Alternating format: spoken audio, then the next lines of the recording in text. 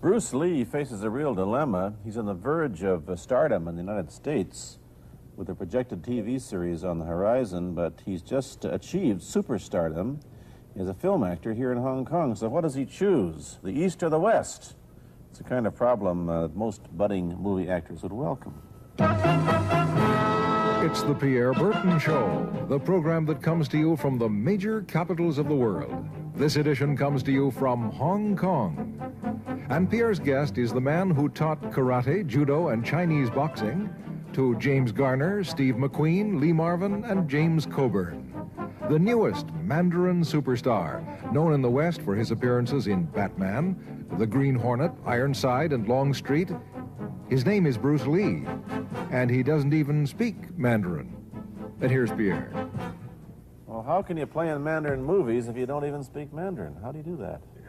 Well, first of all, I speak only Cantonese. Yeah. So, I mean, there is quite a difference as far as pronunciation and things like that go. So somebody else's voice is used, right? For Definitely, definitely. You just make the words. Doesn't that sound strange when you go to the movies, especially in Hong Kong, in your own town, and you see yourself with somebody else's voice? Well, not really, you see, because most of the Mandarin picture done here are dubbed anyway. They're dubbed anyway? Anyway, I mean, disregard. I mean, they shoot without sound. So it doesn't, make any difference. Your lips never quite make the right words, do they? Well, that's where the difficulty lies, you see. I mean, in order to, because the Cantonese have a different way of saying things, different from the Mandarin. Yeah. So I have to find, like, something similar to that and keep a kind of a feeling going behind that. Something that matching the Mandarin deal. Like the Does old it silent sound complicated? days. Like the old silent days. But I gather in the movies made here, the dialogue is pretty stilted anyway. Yeah, I agree with you. I mean, see, to me, a motion picture is motion. Yeah. I mean, you got to keep the dialogue down to the minimum. Did you look at many Mandarin movies before you started playing in the first one? Yes. What did you think of them when you saw them? Quality-wise, I mean, I have to admit that it's not quite up to the standard. However, it is growing, and it is getting higher and higher and going toward that standard, that what I would term quality. They say the secret of your success in that movie, The Big Boss, which was such a success here and rocketed you to stardom in Asia, was that you did your own fighting. As an expert in the various martial arts in China, what did you think of the fighting that you saw in the movies that you studied before you became a star? Well, I mean, definitely in the beginning, I had no intention or whatsoever that what I was practicing and what I'm still practicing now would lead to this to begin with. But martial art has a very, very deep meaning as far as my life is concerned, because as an actor, as a martial artist, as a human being, all these I have learned from martial art. Maybe for our audience who doesn't know what it means, you might explain exactly what you mean by martial art. Right. Martial art include all the combative arts like karate or karate, judo, Chinese kung fu or Chinese boxing, whatever you call it. All those. You see, like Aikido, Korean, I can go on and on and on. But it's a combative form of fighting. I mean, it's not, some of them became sport, but some of them are still not. I mean, they use, for instance, kicking to the groin, jabbing fingers at the eyes, and things like that. No wonder you're successful in the Chinese movies. They're full of this kind of action anyway. They needed a guy like you could... Violence, man. So you didn't have to use a double when you moved into the motion picture world here. You did it all yourself. Right. Can you break 5 or 6 pieces of wood with your hand or your foot? I'll probably break my hand and foot. But tell me a little bit... you set up a school in Hollywood, didn't you, for people like James Garner and Steve McQueen and the others? Yes. Why would they want to learn Chinese martial arts? Because of a movie role? Not really. I mean, most of them, you see, to me, at least the way that when I teach it, all type of knowledge ultimately means self-knowledge. So therefore, they're coming in to, and ask me to teach them not so much of how to defend themselves or how to do somebody in, Rather, they want to learn to express themselves through some movement, be it anger, be it determination, or whatsoever. So in other words, what I'm saying, therefore, is that he is paying me to show him in combative form the art of expressing the human body. Which is acting, in a sense, isn't it? Well, Or it would be a useful tool for an actor to have. it's, I mean, it might sound too philosophical, but it's unacting acting or acting unacting, if you... You've lost me. I have. Boxing, how does it differ from, say, our kind of boxing? Well, first we use the feet, That's and a then start. we use the elbow, and Use the thumb too? you name it, man. We Use it all. You have to, you see, because, I mean, that is the expression of the human body. I mean, everything, I mean, you know, not just the hand. And when you're talking about combat, well, I mean, if it is a sport, now you're talking about something else. You have regulations, you have rules. But when you're talking about fighting as it is, rules. with no rules. Not real fighting. Well, then, baby, you better train every part of your body. And when you do punch, now I'm leaning forward a little bit, hoping not to hurt any camera angle. I mean, you gotta put the whole hip into it and snap it and get all your energy in there and make this into a weapon. I don't want to tangle you in any dark that right now. You anyway. came at me pretty fast there. What is the difference between Chinese boxing and what we see these young men doing at 8 o'clock every morning on the rooftops in the parks called shadow boxing, which they're always... Well, actually, you see, that is part of Chinese boxing. It is. There are so many schools. Different Everybody here schools. seems to be, you know, going like this all the time. Well, that's good. They're all in I'm good very shape. glad. I'm very glad to see that, because at least somebody is caring for their own body, right? Yeah. I mean, that's a good sign. Well, it's a kind of a slow form of exercise, which is called Tai Chi Chuan. I'm speaking Mandarin just now. Yeah. Cantonese, Tai Chi Kun, okay? I see. And it's more of an exercise for the elderly, not so much for the Give young. me a demonstration. Show me. Can you do it a little bit of it? Just so I mean, that, the hand-wise is very slow. Oh, is it? And you push it out, but all the time you are keeping the continuity going. Bending, stretching, everything. You know, suppose, you know, I mean, you just keep it moving. It's like a ballet dancer there. Yeah, it is. I mean, to them, you see, the idea is running water never grows stale. So you got to just keep on flowing. Of all your students, famous, James Garner, Steve McQueen, Lee Marvin, James Coburn, Roman Polanski, which was the best? Who adapted best to this Oriental form of exercise and defense? Well, depending, okay? Now, as a fighter, Steve McQueen, now, he is good in that department because that son of a gun got the toughness in him. Yeah. I You mean, see it on the screen. I mean, he would say, all right, baby, here I am, man. You know, and he'll do it. Yeah. Now, James Coburn is a peace-loving man, I met him. right? I mean, Yeah. you've met him. I mean, he's really, really nice. I mean, super mellow and all that. I He mean, you is. know, I mean, now, he appreciates the philosophical part of it.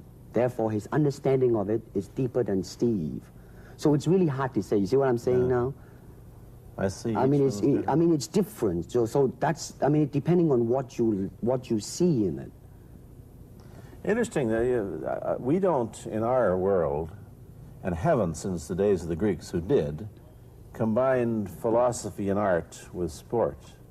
But quite clearly, the Oriental attitude is that the three are facets of the same things. Man, listen, you see, really, to me, okay, to me, ultimately, martial art means honestly expressing yourself. Now, it is very difficult to do. I mean, it is easy for me to put on a show and be cocky and be flooded with a cocky feeling and then feel like pretty cool and all that. Or I can make all kinds of phony things, you see what I mean? Blinded by it. Or I can show you some really fancy movement. But to express oneself honestly, not lying to oneself, and to express myself honestly, now that, my friend, is very hard to do. And you have to train You have to keep your reflexes so that when you want it, it's there. When you want to move, you're moving. And when you move, you are determined to move. Not taking 1 inch, not anything less than that. If I want to punch, I'm going to do it, man, and I'm going to do it, you see. So, I mean, so that is the type of thing you have to train yourself into it, to become one with the, you think. Yeah, this is very un-Western, this attitude. I want to ask you about your movie and TV career, but first we'll take a break. Then I'll be back with Bruce Lee. I've been talking to Bruce Lee mainly about the Chinese martial arts, which include things like Chinese boxing, karate, and judo, which is what he taught when he was in Hollywood. After he left the University of Washington, where he studied, of all things, philosophy, if you can believe that. He did, but that, perhaps you understand why the two go together from the first half of this program. And you can perhaps understand how he got into films. He knew a lot of actors, but I'm told the big break when you played in Longstreet. I must tell the audience that That's it. Bruce Lee had a bit part, or a supporting role in the Longstreet series, and this had an enormous effect on the audience. What was it? Well, you see, the title of that particular episode of Longstreet is called The Way of the Intercepting Fist. Now, I think the successful ingredient in it was because I was being Bruce Lee. Yourself. Myself, right. And did that part, just express myself, like I say, honestly express myself at that time. And because of that, I brought, you know, favorable mentioning in, like, New York Times, which says, like, the Chinaman, who incidentally came off quite convincingly enough to earn himself a television series, and so on and so on and so forth. Can you remember the lines by Sterling Sullivan, the key lines? He's one of my students, you know that? Was he too? Yes. Too bad. Everybody is your student. But you read, there were some lines that expressed your philosophy. I don't know if you remember them or not. Oh, I remember that. I Let's said, hear. this is what it is, okay? You're talking to Longstreet, played by James Francesca. I said, empty your mind. Be formless, shapeless, like water. Now, you put water into a cup, it becomes the cup. You put water into a bottle, it becomes the bottle. You put it in a teapot, it becomes the teapot. Now, water can flow, or it can crash. Be water, my friend. Like that, you see? Oh, I see. I get the idea. I get the power behind it. So, now, two things have happened. First, there's a pretty good chance that you'll get a TV series in the States called The Warriors, in which you use, what, the martial arts well, in a Western setting? That was the original idea. Now, Yeah. Paramount, you know, I did Longstreet for Paramount, and Paramount wants me to be in a television series. On the other hand, Warner Brother wants me to be in another one, but both of them, I think, they want me to be in a modernized type of a thing. And they think that Western idea is out. But Whereas you would you want to do the Western, eh? I want, because you see, I mean, how else can you justify all these punching and kicking and violence except in that period of the West? I mean, in nowadays, I mean, you don't go around on the street kicking people or punching people. Because if you do, that's it. I mean, I don't care how good you are, you know. But this is true also of the Chinese dramas, which are mainly costume dramas. They're all full of blood and gore over here. You mean here? Yeah. Well, unfortunately, you see, I hope that the picture I am in would either explain why the violence was done, whether right or wrong or whatnot. But unfortunately, pictures, most of them here, are done mainly just for the sake of violence. You know what I mean? Like, you know, fighting for 30 minutes, get stabbed 50 times. And well, I'm fascinated. Let me give you your microphone back. I'm fascinated that you came back. I am a martial artist. You came back to Hong Kong on the verge of success in Hollywood and full of it. And suddenly, on the strength of one picture, you become a superstar. Everybody knows you. You have to change your phone number. You get mobbed in the streets. Now, what are you going to do? Are you going to be able to live in both worlds? Are you going to be a superstar here, or one in the States, or both? Well, let me say this. First of all, The word superstar really turned me off, and I'll tell you why. Because the word star, man, is an illusion. It's something what the public calls you. You should look upon oneself as an actor, man. I mean, you would be very pleased if somebody say, hey, man, you are a super actor. It is much better than, you know, superstar. Yeah, Therefore, but you've got I to admit that you are a superstar. You're not going to, if you're going to give me the truth. I am now, I'm honestly saying this, okay? Yes, I have been very successful, Yeah. okay? But I mean, I think the word star I mean, I do not look upon myself as a star. I really don't. I mean, believe me, man, Yeah. when I say it. I mean, I'm not saying it because Well, what are you going to do? Let's get back to the question. Okay. Are you going to stay in Hong Kong and be famous? Or are you going to go to the United States and be famous? Or are you going to try and eat your cake and have it too? I am going to do both because, you see, I have already made up my mind that in the United States, I think something about the Oriental, the true Oriental should be shown. Hollywood sure as heck hasn't. You better believe it, man. I mean, it's always that pigtail and bouncing around, chop, you know, with the eyes slant and all that. And I think that's very, very out of Is it date, true that man. you were the first job you had was being cast as Charlie Chan's number one Yeah, boy? number one son, yeah. No, They never made a movie. No. They were gonna make it into like a new Chinese James Bond type of a thing. I see. Now that, you know, the old man Chan is dead, Charlie is dead, and his son I is see. carrying on. But they didn't do that. Batman came along, you see, because that's and then everything was started to be going into that, you know, that kind of Green-hearted. yeah. Which you were in. But is I it mean, by the way, I did a really terrible job in that, I have to say. really? You didn't like yourself? I didn't see it. Let me ask you, however, about the problems that you face as a Chinese hero in an American series. Have people come up in the industry and said, well, we don't know how the audience are going to take a non-American? Well, such question has been raised. In fact, it is being discussed, and that is why The Warrior is not going to be on. I see. You see, because unfortunately, such thing does exist in this world. You see, like, I don't know, certain part of the country, right, where like they think that business-wise it's a risk. And I don't blame them, I mean, in the same way, it's like in Hong Kong, if a foreigner come and became a star, if I were the man with the money, I probably would have my own worry of whether or not the acceptance would be there. But that's all right, because if you honestly express yourself, it doesn't matter, see? Because Are you're gonna do you, how about the other side of the coin? Is it possible that you are, I mean, you're fairly hip and fairly Americanized. Are you too Western for Oriental audiences, do you think? Oh man, like how? I have been criticized for that. You have, eh? Oh I would yes, think so. definitely.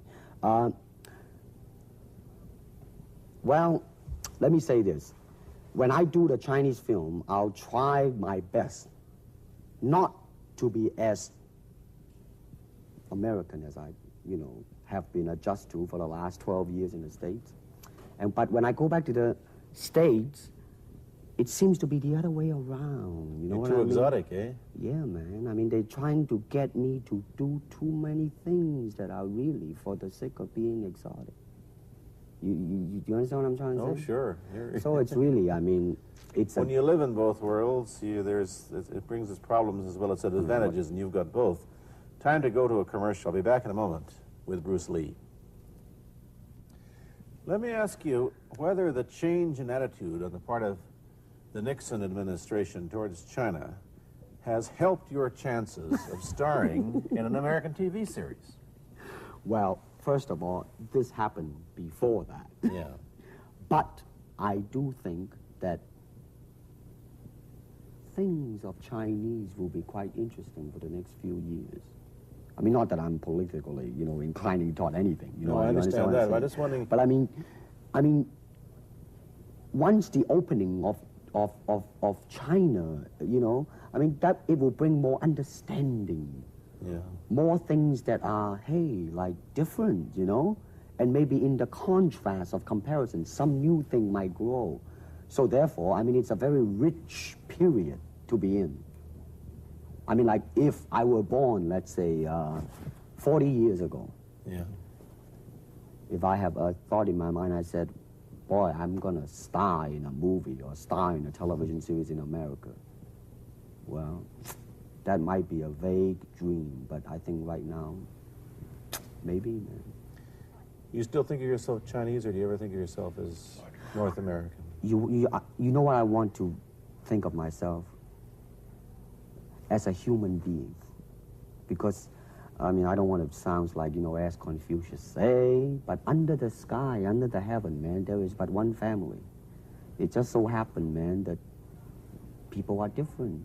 Okay, we got to go. Thank you, Bruce Lee, for coming Hey, here. Thank you for Pierre. watching. Thank you. You've been watching Bruce Lee on The Pierre Burton Show, a half-hour program of conversation, opinion, and debate. This is Bernard Cowan speaking.